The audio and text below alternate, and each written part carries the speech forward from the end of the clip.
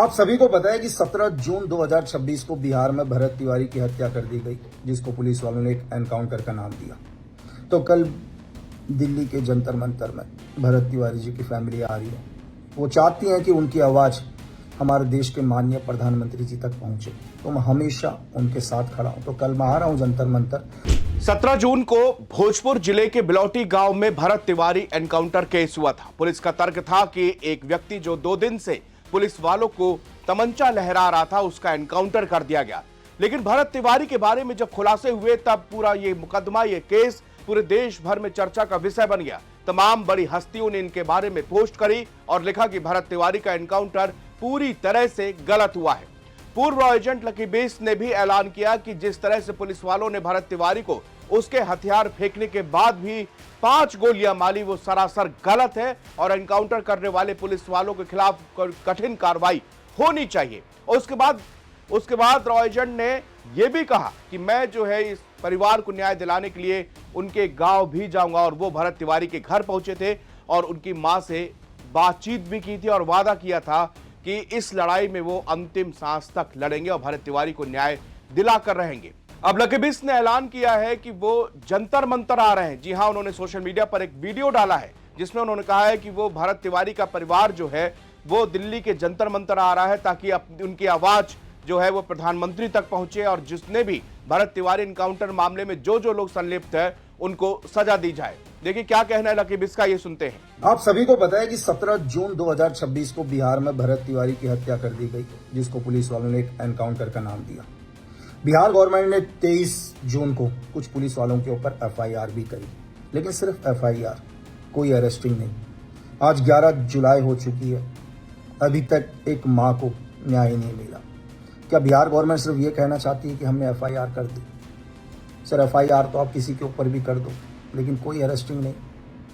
आपको पता है कि मैं बिहार आया था, मैंने एक माँ से वादा किया था कि उनके बेटे को न्याय दिलाने में मैं हमेशा उनके साथ खड़ा हूँ। तो कल दिल्ली के जंतर मंतर में भरत तिवारी जी की फैमिली आ रही है। वो चाहती हैं कि उनकी आवाज़ हमारे देश के माननीय प्रधानमंत्री जी तक पहुंचे, तो मैं हमेशा उनके साथ खड़ा हूं। तो कल मैं आ रहा हूं जंतर मंतर और मेरा विनम्र निवेदन है उन सभी लोगों से हाथ जोड़ के कि जो भी आज एक माँ के साथ खड़े, जो चाहते हैं कि एक माँ को न्याय मिले, अगर कल जो भी आ रहे हैं तो प्लीज़ कोई भी पॉलिटिकल फ्लैग लेकर ना आए यार, क्योंकि हम एक माँ के साथ खड़े हैं। हम चाहते हैं एक माँ को न्याय मिले। हम चाहते हैं कि दोबारा हिंदुस्तान के अंदर किसी भी माँ के सामने उसके बेटे की हत्या ना करी जाए। तो प्लीज़ कोई पॉलिटिकल फ्लैग नहीं। तो आपने सुना कि जंतर मंतर यानी कि दिल्ली के जंतर मंतर पर पूर्व रॉ एजेंट लकी बेस उनके परिवार के साथ में अपना विरोध प्रदर्शन जहां वो वहां पर करने वाले हैं।